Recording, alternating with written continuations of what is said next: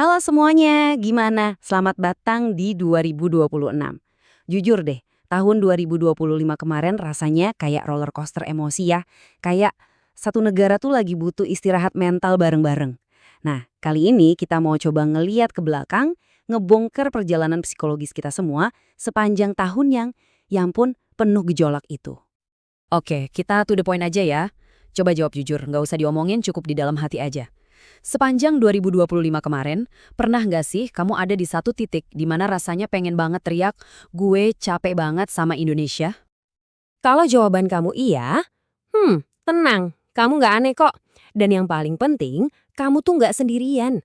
Rasa capek, kesel, kecewa yang kamu rasain itu bukan cuma perasaanmu doang.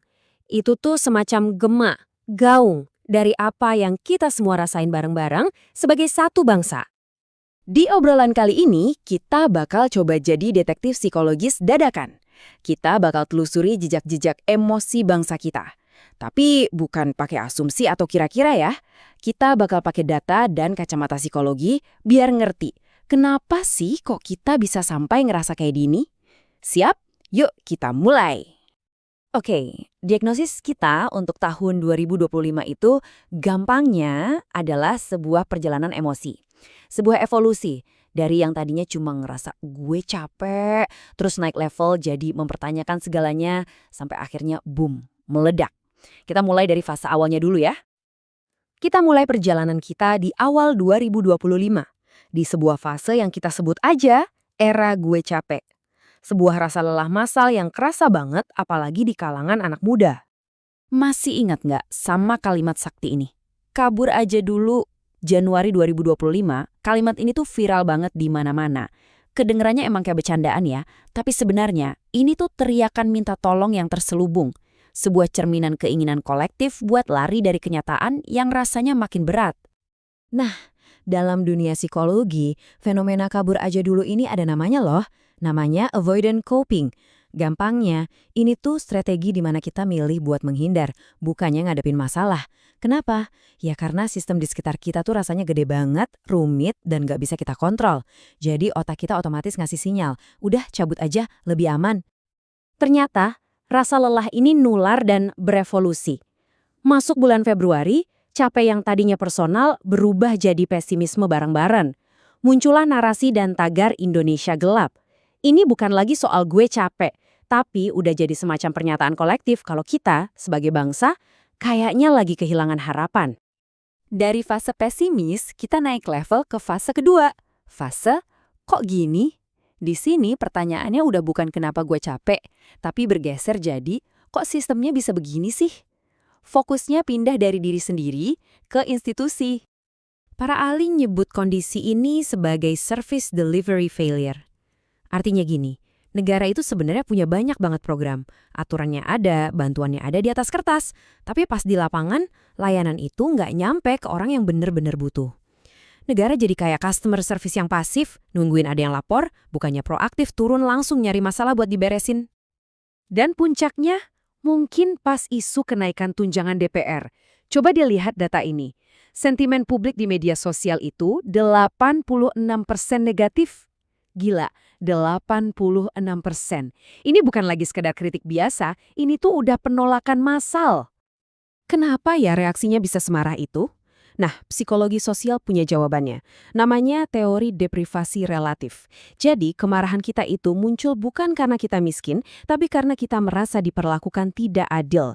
Saat kita ngerasa hidup makin susah, kita malah ngelihat para elit makin mewah. Kesenjangan inilah yang nyulut api. Ini bukan lagi soal duit, ini udah soal harga diri. Jadi, semua rasa lelah, kecewa, dan rasa nggak adil itu akhirnya numpuk sampai akhirnya luber. Kita masuk ke fase 3, mode sumbu pendek, di mana kesabaran kolektif kita udah habis dan kemarahan pun meledak di mana-mana. Ledakan ini tuh nggak tiba-tiba, ada rentetan pemicunya. Mulai dari rasa cemas soal revisi UU TNI di bulan Maret, terus puncaknya di bulan Agustus ada kasus Afan yang memicu apa yang disebut moral outrage atau kemarahan moral massal. Sampai akhirnya di bulan September, kemarahan itu tumpah ruah ke jalan. Demo besar bahkan sampai ada perusakan. Di titik ini, kalau ditarik benang merahnya, masalah utamanya itu satu kata, empati. Institusi-institusi negara dianggap gagal total menunjukkan empati. Respon mereka yang dingin, yang defensif, yang birokratis, itu semua bikin kepercayaan publik anjlok ke titik terendah. Rasanya tuh kayak kita lagi teriak kesakitan, tapi nggak ada yang dengerin. Tapi saat semua terasa gelap, saat institusi terasa nggak ada, muncullah sebuah plot twist yang nggak disangka-sangka. Sebuah kekuatan tersembunyi yang muncul bukan dari atas, tapi dari kita sendiri, dari bawah. Ketika negara seolah kosong, warganya justru bergerak buat ngisi. Puncaknya kelihatan banget pas bencana banjir besar di Aceh bulan Desember. Gerakan warga jaga warga itu bukan lagi cuma slogan, tapi benar-benar jadi sistem sosial yang jalan. Orang-orang biasa, kayak kamu dan saya, turun tangan saling bantu. Dan ini buktinya, lihat angkanya, lebih dari 10 miliar rupiah. Dan itu terkumpul cuma dalam 24 jam, lewat Bank Ferry Irwandi. Angka ini bukan cuma soal duit ya, ini adalah bukti kuantitatif seberapa gede solidaritas dan kepercayaan yang masih ada di antara kita sesama warga. Luar biasa. Fenomena tadi itu bukan keajaiban loh. Dalam psikologi, ini bisa dijelasin pakai teori harapan atau hope theory. Menurut teori ini, harapan itu bukan cuma perasaan semoga, tapi ada dua komponennya. Pertama, agency atau willpower. Ini tuh keyakinan kalau kita bisa melakukan sesuatu. Dan kedua, pathways atau way power. Kemampuan kita buat nemuin cara untuk ngelakuinnya. Nah, gerakan warga jaga warga itu contoh sempurna dari hope theory yang jadi kenyataan. Agensinya itu keyakinan kolektif kita kalau kita bisa dan harus nolong saudara kita. Dan pathways-nya, wah ini yang keren. Mulai dari ngorganisir donasi online, nyalurin logistik, sampai mikirin solusi jangka panjang kayak panel surya. Kita nggak cuma punya niat baik, kita juga nemuin jalannya. Lantas, apa artinya semua ini buat kita sekarang, di tahun 2026? Setelah melewati tahun yang jungkir balik kayak gitu, kondisi psikologis kita jelas udah berevolusi. Kita udah nggak sama lagi kayak awal 2025. Kita jadi lebih kuat, tapi di sisi lain jauh lebih realistis. Kita sekarang bisa dibilang masuk fase psychological selection, seleksi psikologis. Artinya, kita jadi lebih pemilih. Kita mulai nyaring secara sadar. Siapa sih yang beneran pantas dipercaya? Harapan mana yang realistis buat dikejar? Dan yang paling penting, di mana energi mental kita yang berharga ini pantas buat diinvestasikan. Jadi, inilah mungkin potret mental kita hari ini. Sebuah ketahanan yang matang. Kita jadi lebih kuat buat bertahan ngadepin apapun. Tapi di saat yang bersamaan, kita jadi ragu buat berharap terlalu tinggi sama sistem. Kita jadi lebih pragmatis. Nah, ini membawa kita ke pertanyaan terakhir buat kita renungin bareng-bareng.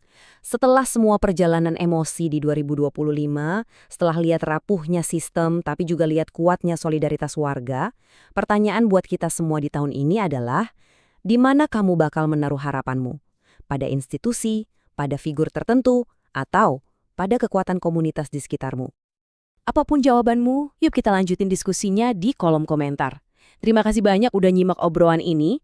Kalau kamu ngerasa ini bermanfaat, jangan lupa buat like, share, dan subscribe channel Belajar biar kita bisa terus belajar bareng. Semua sumber yang aku pakai ada di deskripsi ya. Sampai jumpa di lain waktu.